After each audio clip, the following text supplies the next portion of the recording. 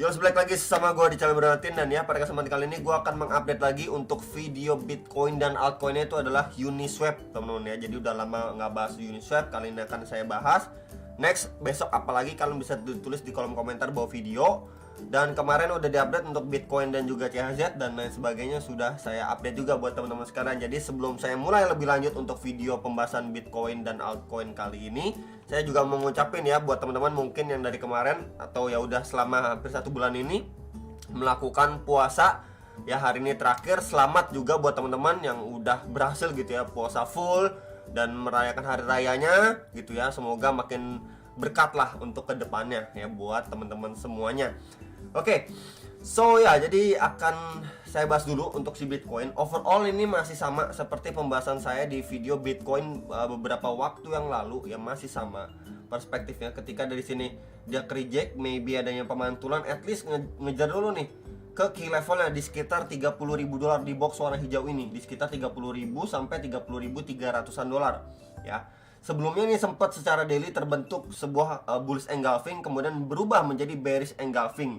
Dan targetnya ini masih sama ya, at least ngejar ke area box merah ini ya. Yang sebelumnya ini menjadi area resistance ya, direspect banget dan become support ya kan, biasa gitu ya, resistance become support. Dan posisi sekarang ini pun lagi di testing sama si Bitcoin ya. Tinggal kita lihat apakah di sini dia cuman semacam ketahan sejenak atau mantul sedikit before dia lanjut turun, atau akhirnya dari sini mendapatkan reaksi, akhirnya dia bisa melanjutkan penguatannya kembali. Nah, seperti apa tuh gambarannya? Seperti ini kurang lebihnya. Ini untuk good scenario dulu, teman-teman ya.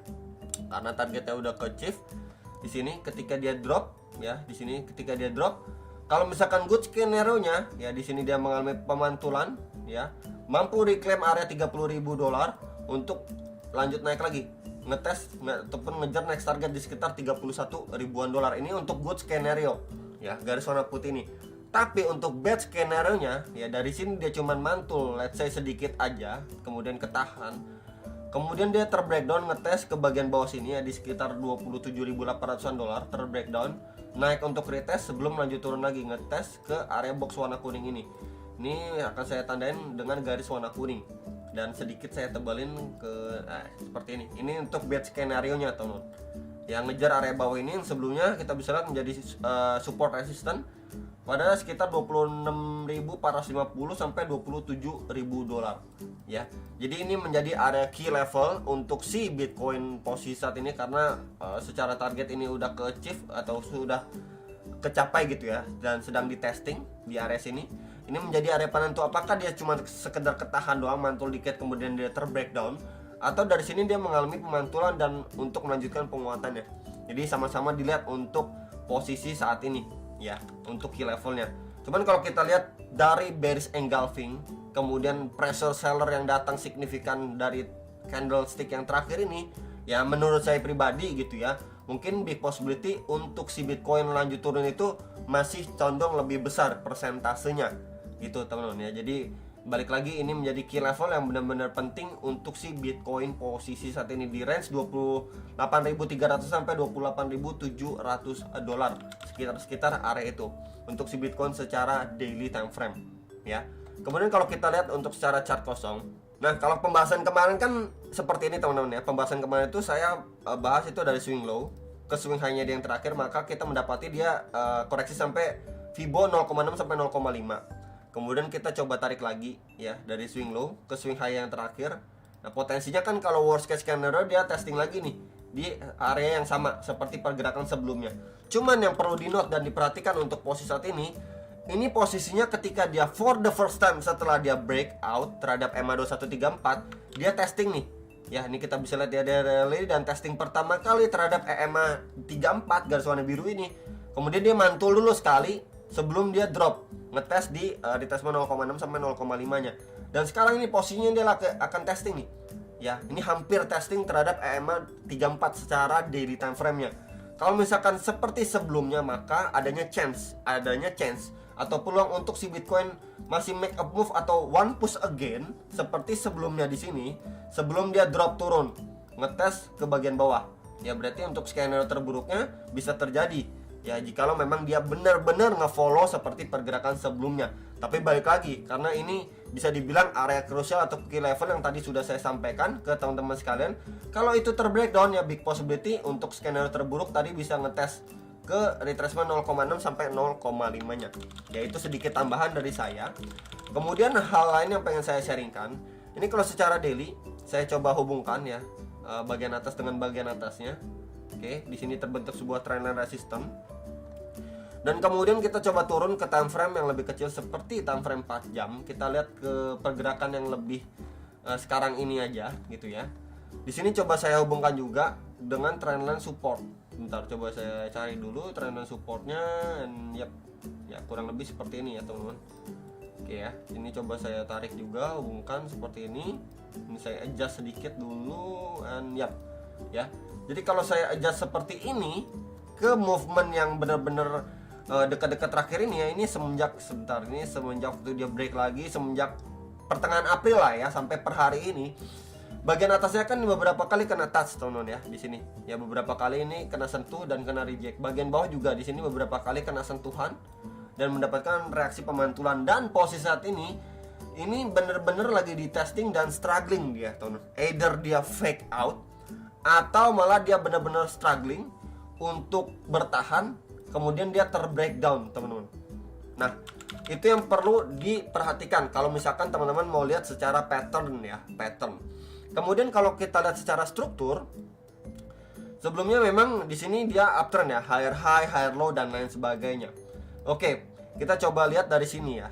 Di sini. Ini terakhir dia create, ini kan high, kita bisa lihat high levelnya.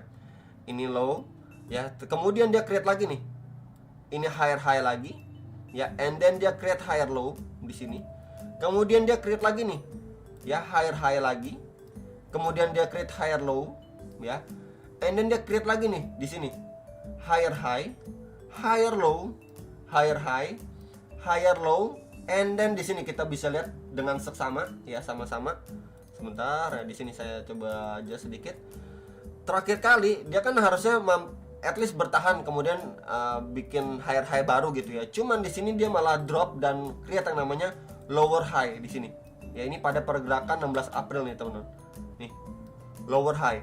And then dia terbreakdown, create yang namanya lower low dari lowest area terakhir di sini. Ya tuh, ya kita bisa lihat di sini. Low ini kan kita bisa lihat ya di sini. Low, higher low, higher low, higher low, higher low, and lower low. Ya. Kemudian dia naik lagi, dia ngetes lagi nih di sini. Hampir ya, the same level seperti swing high sebelumnya ini, hampir teman-teman ya. Kemudian kena reject, and then dia create lagi di sini, lower low lagi. Ya. Jadi kalau misalkan di sini adanya indikasi memang kalau kita lihat secara time frame 4 jam ya, time frame yang lebih kecil di hourly-nya sudah ada pembalikan arah dari trennya itu mulai patah dari uptrend menjadi downtrend. Dimana kita bisa lihat di sini tadi uptrend ya, higher high, higher low berubah jadi lower low, lower high, teman-teman. Jadi kalau misalkan di sini pemantulan pun ya at least mungkin aja untuk sekedar create yang namanya lower high. Ya dari highest di sini, kemudian bikin highest di sini, and then mungkin potentially bikin highest di sini. Ya.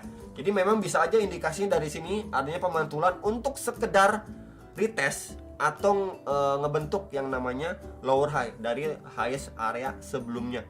Ya. Jadi itu yang perlu di note dan mungkin aja diperhatikan ya sama teman-teman sekalian atau ya kita semua lah ya. Mungkin yang lagi pantau untuk si Bitcoin dan sebagainya, kita lihat dari lower time frame seperti salah satunya di time frame 4 jam. Nah, kalau di time frame 4 jam sendiri kita bisa pergunakan seperti EMA 21 dan 34 ini ya sebagai resisten. Ya, kalau misalkan kita gunakan bantuan kakek Fibo gimana? Oke, dari swing high terakhir salah ya teman-teman, dari sini. Dari swing high terakhir ke swing low-nya, maka kita mendapati beberapa golden ratio. Kemudian di sini coba saya tandain aja pakai rectangle ya di kisaran sini. Nih. Saya adjust ke samping ya, di sini aja nih, di sini dah ya. Oke. Kemudian ininya saya hapus Fibo-nya. Jadi ini menjadi kotak warna putih ini ya menjadi bisa dibilang adanya indikasi. Dia bisa aja ngejar ke kisaran situ untuk sekedar retest, untuk create yang namanya lower high. Di mana area itu sebelumnya kita bisa lihat berfungsi sekali untuk menjadi sebuah tahanan atau support. Ya, become resistant ketika udah di break gitu ya. Terakhir kali pun di sini di retest beberapa kali menjadi resisten, akhirnya drop ditekan lagi, harganya turun gitu ya. Jadi ya memang masih adanya possibility untuk si Bitcoin, at least kalau misalkan dia mantul pun kita bisa expect setidaknya ngetes di sekitaran sini sebelum dia mungkin akhirnya benar-benar terbreakdown untuk drop ya, ngejar area bawah seperti 27.800 dan lain sebagainya untuk pergerakan si Bitcoin kalau kita lihat di time frame 4 jamnya gitu ya. Jadi palingan ini yang perlu diperhatikan. Dan ya kalau invalidnya gimana ya, invalidnya pasti kita lihat untuk dia mampu reclaim area ini break and retest, bahkan break dari swing high terakhir yang tadi sudah saya ambil di sekitar $30.400 ini harus mampu di break sama si Bitcoin, dimana itu menjadi demand area juga yang cukup tebal ya, atau keras lah, dinding kerasnya si Bitcoin di kisaran situ ya. Palingan ini dulu aja, box putih yang pertama yang bawah ini dulu aja menjadi concern teman-teman atau saya pribadi juga untuk si Bitcoin, dan juga bisa gunakan dari trendline support ini ketika memang nanti akhirnya benar-benar terbreakdown and retest, mungkin bisa dimanfaatkan lah ya untuk mungkin dia ngejar di area-area bawah sini.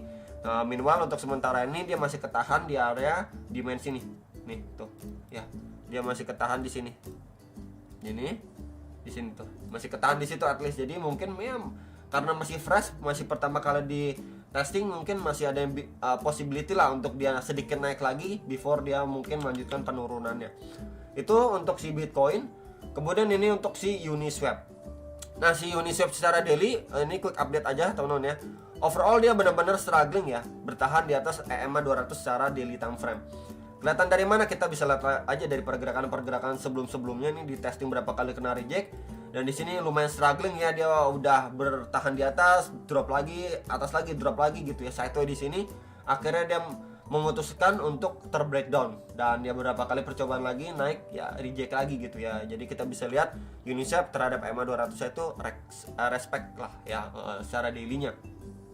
Nah, sekarang yang perlu diperhatikan, kita bisa gunakan juga di sini sebuah trendline support ya, di sini sebuah trendline support, dan sekarang posisinya secara daily ini lagi di testing sama si Uniswap ya. Kemudian untuk bagian atasnya ini mungkin coba saya tandain pakai rectangle aja ya di sini. Oke, sip tuh ya. Ini menjadi area resistennya ya, resistennya. Jadi sebuah triangle pattern juga mungkin buat teman-teman yang bilang oh ini triangle pattern, ya nggak salah juga ya, tuh bentuknya seperti triangle pattern.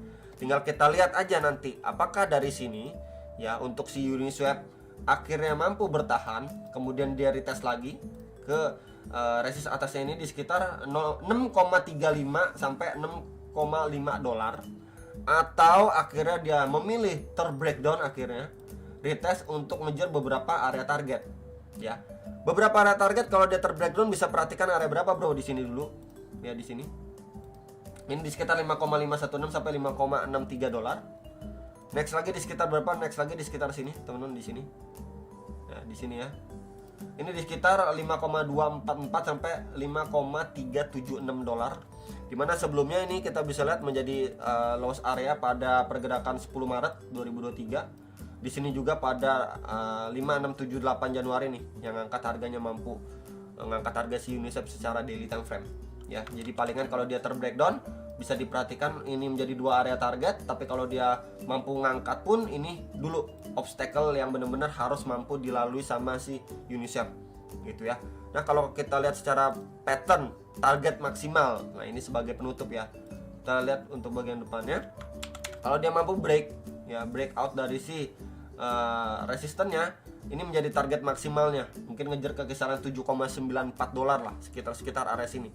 Kalau saya tandain teman-teman ya, kan nggak sama persis biasanya kan, biasanya yang mendekati lah range kisaran sini ya. Sebelumnya menjadi area support resisten juga nih ya, 7,66 lah sampai 7,97 dolar untuk si Uniswap. Tapi kalau misalkan dia terbreakdown, coba kita ukur aja ketika memang dia terbreakdown, oke, target maksimalnya itu sampai bahkan di 4,79 dolar.